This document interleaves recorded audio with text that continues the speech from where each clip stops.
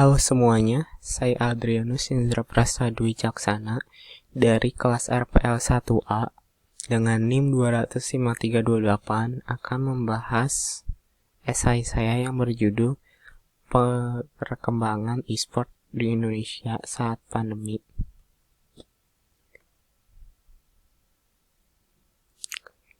Nah, untuk sejarah e-sport, apa itu e-sport? E-sport adalah olahraga elektronik yang merupakan salah satu cabang olahraga yang ada saat ini. E-sport pertama kali digelar di Amerika Serikat pada tahun 1978. E-sport merupakan pertandingan antar tim menggunakan game sebagai medianya yang bertanding secara kompetitif. Hadiah yang ditawarkan juga sangat menggiurkan, dan para tim juga biasanya disponsori oleh brand-brand terkenal untuk mendukung mereka dalam latihan rutin dan juga biaya perjalanan. Bahkan ada juga tim e-sport yang didanai oleh pemerintah atau bisa dibilang digaji oleh pemerintah mereka. Namun e-sport di Indonesia itu masih kurang bisa diterima oleh masyarakatnya. Kenapa? Karena e-sport karena para masyarakat beranggapan bahwa e-sport itu hanya buang-buang waktu dan juga buang-buang biaya.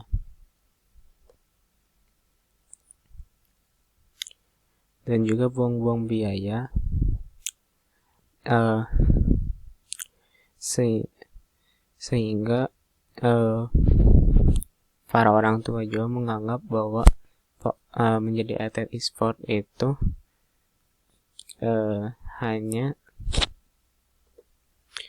belum tentu bahwa untuk menjadi atlet e-sport itu masih belum terlalu pasti untuk karirnya, sehingga membutuhkan tekad yang kuat juga. Banyak anak-anak muda di Indonesia juga yang memiliki bakat dalam e-sport tidak diperbolehkan karena baik itu alasannya finansial ataupun dari orang tuanya sendiri. Padahal jika para anak muda ini menjadi atlet e-sport, mereka bisa saja berpotensi untuk membawa nama baik bangsa.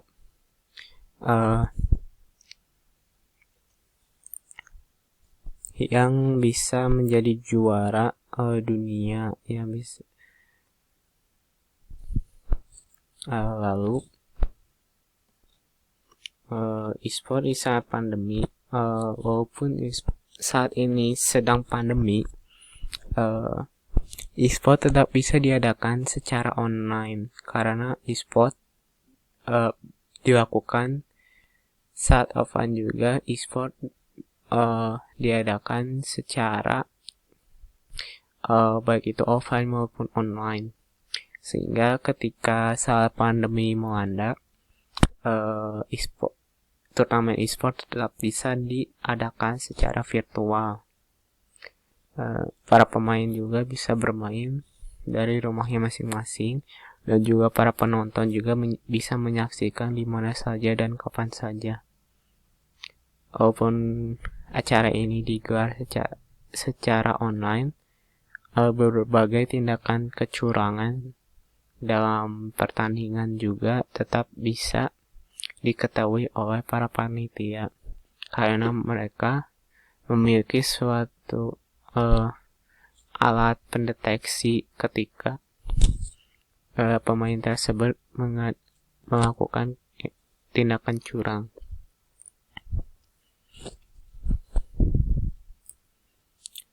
Lalu e-sport di Indonesia saat pandemi,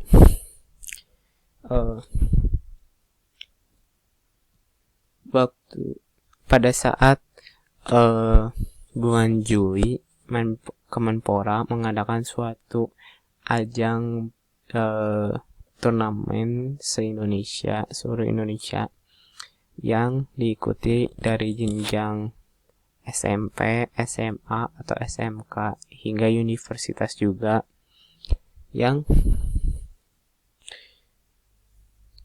memiliki batas minimal umur dan juga maksimal dari 14 hingga 24 tahun.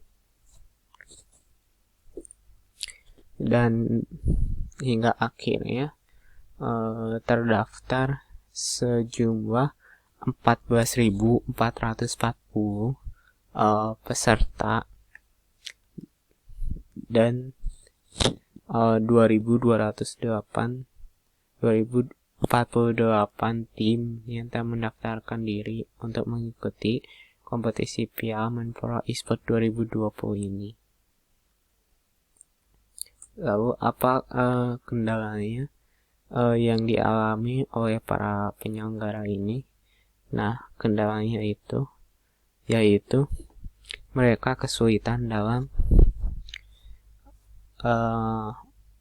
mencari sponsor yang bisa membantu mereka dalam hal biayanya, dan juga untuk memberi hadiah kepada para pemain e-sport tersebut.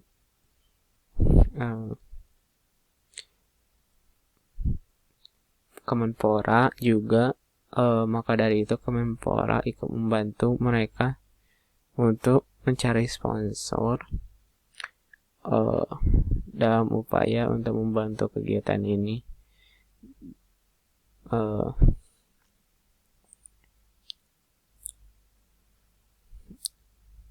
Lalu mereka mendapatkan sponsor yaitu dari Axis misalnya, dan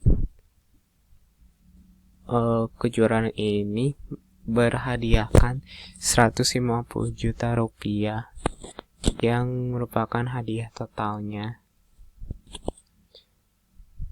Jadi saat kualifikasi hingga pada tanggal 3 atau 4 Oktober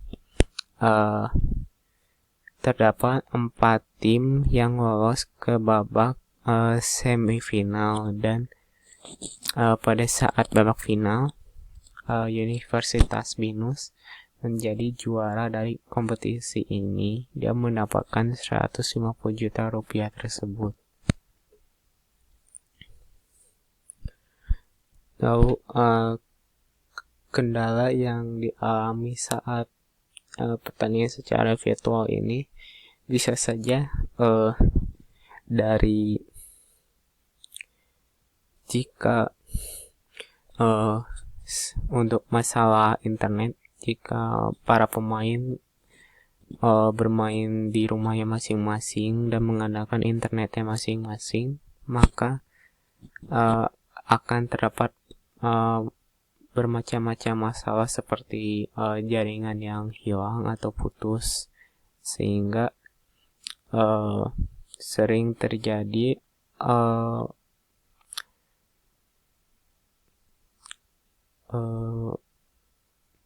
tahap time out atau jeda waktu, sehingga mereka bisa memperbaiki internet mereka. Namun ini bisa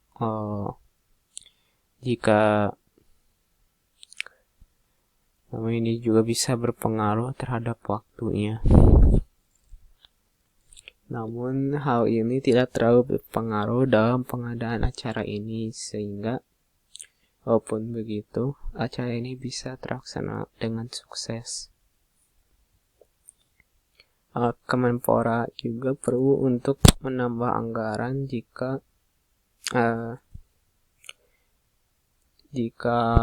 Indonesia ingin membentuk tim nasional untuk cabang e-sport, untuk biaya pelatihan dan juga biaya pelatihnya, supaya mereka bisa berkembang untuk menjadi tim nasional yang bisa menjadi juara dalam kejuaraan dunia.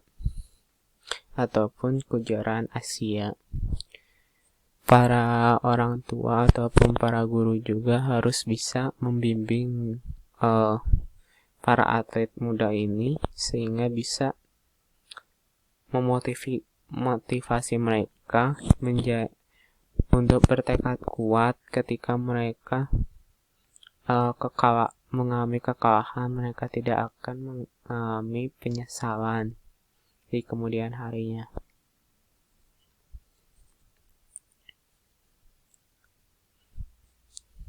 Untuk kesimpulannya, jadi baik itu Kemenpora maupun orang tua ataupun gurunya dan juga masyarakat luas perlu membimbing para atlet muda ini sehingga mengeluarkan seluruh potensi mereka untuk menjadi atlet e-sport ini, sehingga bisa membawa nama baik negara dan juga bangsa. Lalu Kemenpora juga perlu mengubah pandangan masyarakat yang negatif mengenai e-sport sehingga mereka mendukung perkembangan e-sport Indonesia ini, dan e-sport di Indonesia menjadi sangat berkembang dengan cepat seperti negara lainnya. Sekian dari saya. Mohon maaf apabila terdapat beberapa kekeliruan seperti kesalahan mengeja ataupun dalam pelafal dari intonasinya. Cukup sekian dan terima kasih.